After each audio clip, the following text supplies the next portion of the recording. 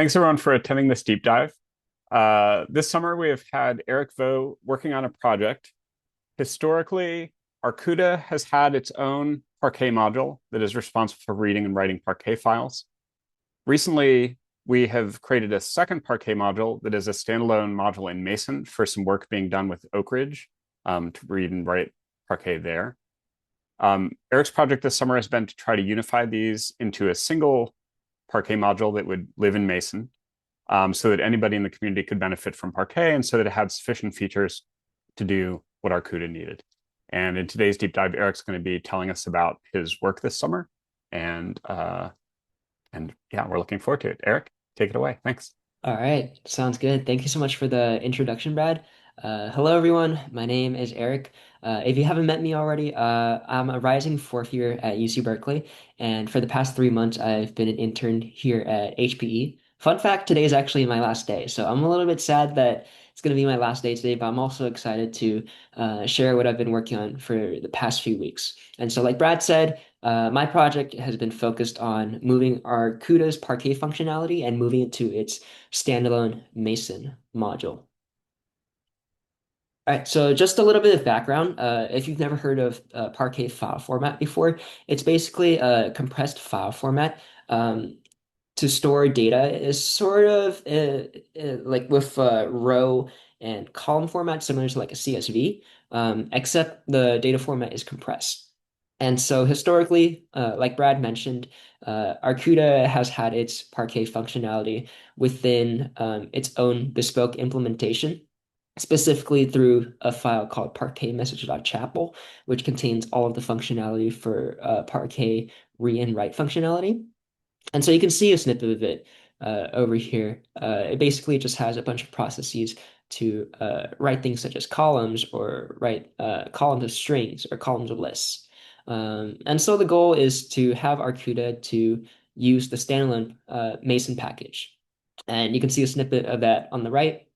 Historically, it's been a work in progress. And so I sort of took on the task of picking up the project from here and making additions as necessary and migrating it so that Arkouda doesn't use its bespoke functionality, but now carries that over to the Mason package instead.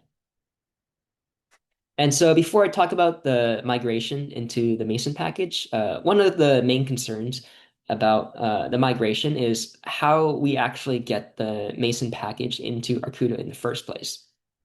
And so this was something I discussed with Jade, my mentor. One of the things we came across was using what's called Mason lightweight projects. And what it basically does is you can set one up within Arkouda. And once you add Parquet as a dependency, then you can get the flags necessary to include Parquet using Mason modules. However, one of the main concerns we came across was that our CI uses Chapel 2.4 for one of the CI tests. And one of the concerns was that Chapel 2.4 would be incompatible with using Mason modules. And so, given the scope of my internship and the time frame I had to complete the migration, we decided that trying to work around Chapel 2.4 probably wasn't the best use of my time. And so instead, the workaround we decided to use for this migration is to instead create a script so that whenever you run make an Arkouda to build the server, it automatically downloads the file, it downloads the module from GitHub directly, and generates flags to include the package into Arkouda. And so here you can see a little snippet of the script I made. But basically, it takes a couple of arguments. Some of the defaults right now are that it takes in the Parquet repo that we have with Chapel right now. You can also specify other arguments such as the specific branch you want to use, or if you want to use your own GitHub repo or a fork, you can too. One of the cool things about this as well is that if you don't want to specify a GitHub repository directly, you can also specify your own source directory where you've assumingly already installed or downloaded Parquet and included it to use with Arkouda. But what this download script basically does is it just downloads Parquet from the GitHub repo, and then it produces the necessary flags needed to include it into Arkouda, as well as building the necessary C++ prerequisites as well. All right. So moving on to the migration itself, mo or a good amount of the migration was basically just taking what Arcuda was calling and transcribing it over to Mason. And so for a good amount of the functions that uh, was more or less just a port over and changing Arcuda specific functionality to fit with Mason's. Um, but some of the things I did include or leave with on the Arcuda side of things were things such as message specific uh, or Arcuda specific message handling. And so for a lot of the functions or a lot of the processes, you can see over here that now Arcuda uses uh, basically wrappers for the Mason equivalent. And most of the code around it is just specific to Arcuda message handling or to basically take the arguments it's given and to feed it into Mason accordingly. And so you can see over here, we're basically just importing all of the functions from the Parquet module and calling it from the Arcuda side of things. Um, and regarding specific functionality I added to the Mason package itself, uh, some of the main gaps that I noticed that I ended up adding to the Mason package were things such as list column writing. Um, if you don't know what list column writing is, you can imagine for every column and every entry in each column, instead of having something such as like a number type or a string, you can have an entire list of items as well. So each entry can actually have multiple items in it instead of just one. And so I added functionality for that. You can see over here on the left to write specific list columns as well as list of strings as well. I also added multi-column writing, and this was partially implemented in the Mason package already. But one of the interesting things to note is that different from Arcuda's implementation, Mason actually uses its own PQ write op class.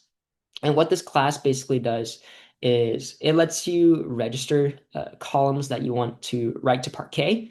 And you can keep registering columns up until the time you want to write them. And then you just simply call the write operation on that. And so one of the main additions I added to this class, in addition to having Arcuda to use this instead, was to also add functionality for it to write list columns as well. And so you can not only write list columns as single columns now, but you can also add them when you're writing multiple columns as well.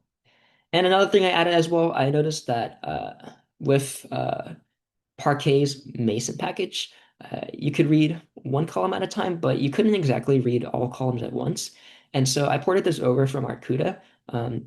And the implementation for this was pretty simple in that C++ already had a specific function for calling it.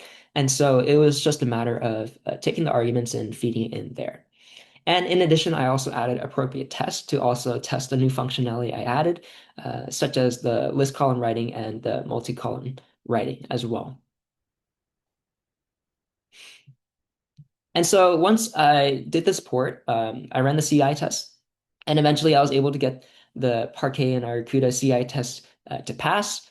One of the interesting things to note is that sometimes the CI would fail, not due to correctness errors per se, but specifically due to the way that the CI script downloads Apache Arrow to run the CI test. And this was pinned down to a network issue when I was discussing with Jade. And so basically the main solution for that was to just rerun the CI test. And I believe Jade added functionality recently so that when downloading Arrow fails, then the CI will keep retrying now. I think up until a max of 3 times before it finally decides to give up and fail. But yeah, the CI test for Parquet and Arkouda passed. But one of the interesting things I realized a couple days ago, it was actually brought up by Anna at one of our chapel meetings, but the chapel CI tests were actually failing. And this was interesting because I saw that the CI test passed with Parquet and Arkouda. But specifically with the Arkouda smoke test, one of the failures, or at least the first point of failure I noticed when I tried to reproduce this locally, was from a test called test Poisson seed reproducibility in the random test file. And so I ended up pinpointing this to the specific read parquet call associated with that test. The failure wasn't specifically due to that test, but specifically due to the reading of the parquet files. And this was also the case with other tests. So, for example, with IO test, data frame test, parquet edge test. And so the main error is coming from this read parquet call that is in common with all these different tests. And so upon looking further, I diagnosed the issue to a segmentation fault associated with reading Parquet files and related to the fact that when we're reading Parquet files, this specific function get datasets is called. And what this function basically gets is, to the best of my knowledge, all of the column names associated with that Parquet file.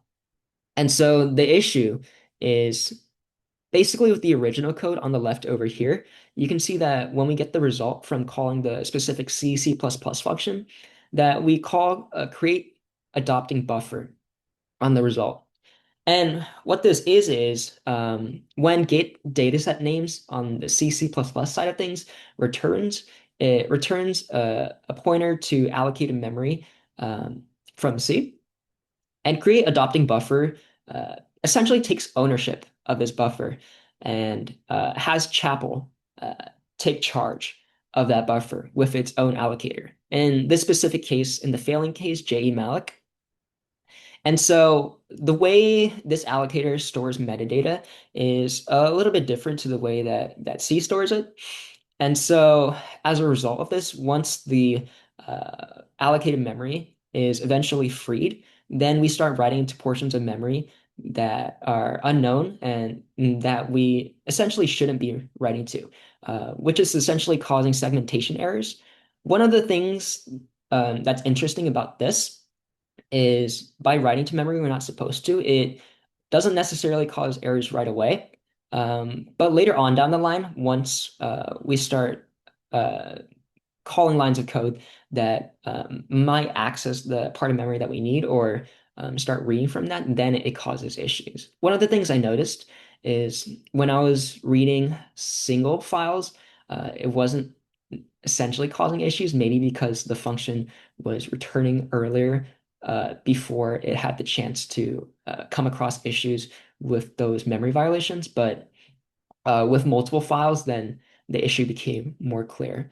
And so Chapel is basically corrupting the memory over there. And so the main fix I came up with was instead of having Chapel take ownership of that allocated memory, we can instead make a copy so that Chapel basically allocates its own memory for a copy of the dataset names. And so um, it can take charge of that. And when it eventually comes to deallocating that, then we don't come across the same metadata issues that we did earlier. One of the consequences of this is with the result that we get, we actually do have to eventually deallocate it ourselves. And so that's the main rationale for this C free string function that we end up calling on the pointer that we get. And so I made a fix for this as a pull request on the Parquet package. And so upon making the pull request, I actually did notice that a few months ago, Shreyas actually made an issue on this as well. It was something that I looked at in the background, but didn't really consider the consequences of until the Chapel smoke test started failing, and I was originally able to diagnose it to this segmentation fault. And so you can see here, Shreyas is essentially talking about the same thing, the issues with get data sets that are resulting from creating and adopting buffer and resulting in such segmentation faults.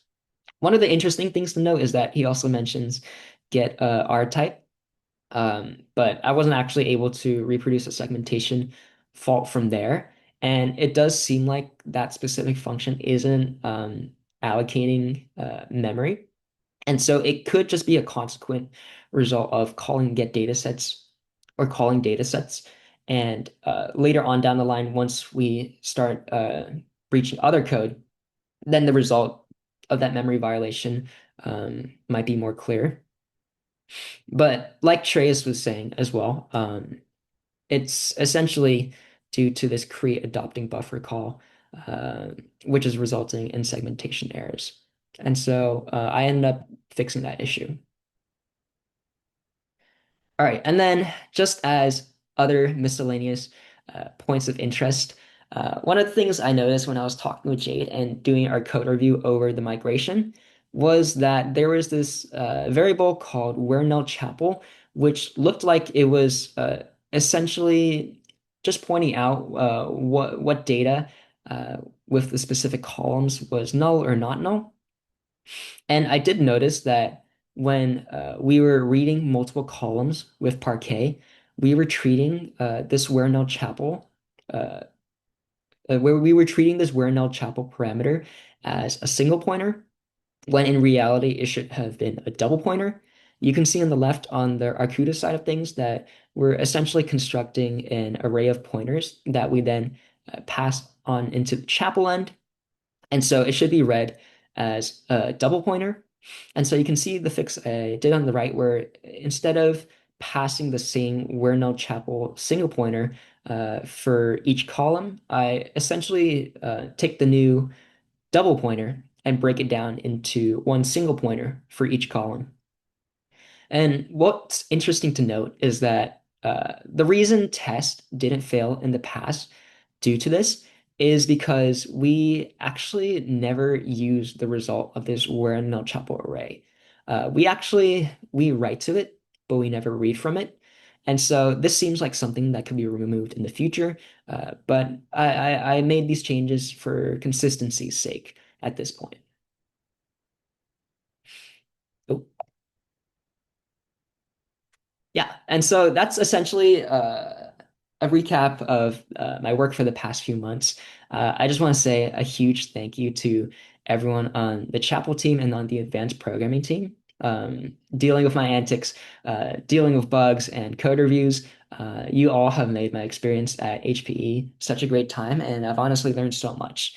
And especially thanks to my mentor Jade as well, who has mentored me for the bulk of my internship and um, thank you so much for helping me throughout all of the projects I've worked on. And so thank you very much. If you guys have any questions, I'll try to answer to the best of my ability, but thank you. Thank you, Eric.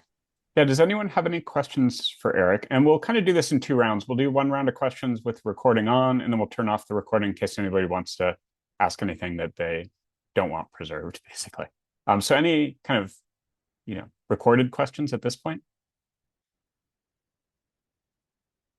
Jade, go ahead. So great presentation, Eric. Um, you spent a lot of time digging through the Parquet API for both the Mason module and Arkouda. If you had infinite time and you could go rewrite things and see, what's the next thing that you would want to improve? The next feature, the next ergonomic improvements, Mhm. cleanup, what would be next if you had infinite time?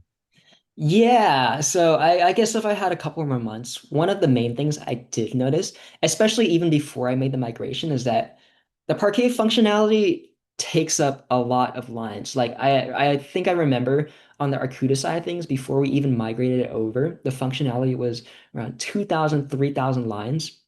Um, and when we did migrate it to the Mason Parquet package, it did get a little bit more manageable. But the Mason package uh, functionality is still all within one file, around 2,000 lines. And so I would think the logical next step would be to break it down and decompose the functionality down into parts to where they're easier to maintain. And so where you don't have to look through a huge file if you want to edit one specific feature with Parquet. And so one possibility to work with that is Mason submodules, and that is something I think would potentially be worth looking into the future. But yeah, essentially decomposing the functionality into more manageable chunks. Okay. Yeah, that makes sense. Any other questions for Eric? If not, I'll go ahead and ask one. This is sort of a very high level question, but like when you reflect on your experience this summer, was there an aspect of what you accomplished that you felt most proud of or most pleased by that you found most gratifying? And then kind of on the other side of the coin, um, is there anything about kind of the work you've done here that like you grit your teeth and go, oh, I hope this doesn't, bite us in the future or something like that, anything that you grimace about when you think about sort of the state it's in? Yeah, I think one of the biggest takeaways I've taken from this internship is really getting comfortable with high performance computing, parallel computing, distributed computing all at once. I actually did take a computer architecture class the semester before this, which was sort of a dipping your toes in the water with parallel computing. Like by then, I had barely learned what reductions are, and I sort of had a general grasp over it. But once I did started learning Chapel in this internship, I was like, oh, that's how it works. Each thread picks up its own data, local aggregates, and combines them all together. But also getting familiar with the idea of like multi-locale computing as well, I think was really cool and something that was really unique to this specific HPE internship where I was able to have access to those multi-node systems and perform things such as the 1 trillion row challenge, basically processing a trillion rows of data and computing from that. And so I think that was a really big takeaway for me. In terms of things that I kind of grimace at, I think one of the things I have been improving at throughout this internship, and I do want to try to get better at in the future, is working with such large code bases. Because I think one of the things about taking courses is while you do get to have a really good grasp of the fundamentals, working with large projects is really something that I think comes with just experience. Like when it comes to working with a code base that you haven't started from scratch yourself and trying to figure out the ins and outs of why did someone make these design decisions? How do I fix this code issue? Why do I get these issues with setup when I'm trying to build the Arkouda server? And so I think that's a really valuable experience I got from this, and I do want to continue to move forward with in the future when it comes to my future projects. Cool. Thanks for those answers. If you have a question, please raise your hand. I've got one more that I'll ask, which is, so, I think one of the challenges in a project like this is there's existing code that, works or largely works or that people have been using in a certain way. You're sort of doing this re-implementation of it. Sort of sort of how do you get back to sort of convince yourself that you've got kind of correctness parity and also performance parity? We've talked about the correctness a little bit through the CI and the nightly smoke tests and the failures there. And I imagine that's probably how you've done most of the correctness checking. On the performance side, were you able to do anything to see whether the new implementation performed or scaled similarly to the previous? Or did you not have time to do that before hitting this point? Most of my work on this project was with correctness specifically, but if I Uh-huh. did have more time, then I would get to performance testing. Okay. Yeah, fair enough. Great. So yeah, any other questions while we're recording? And if not, Eric, thanks very much for giving us this presentation. I'll stop the recording here. Thank you so much.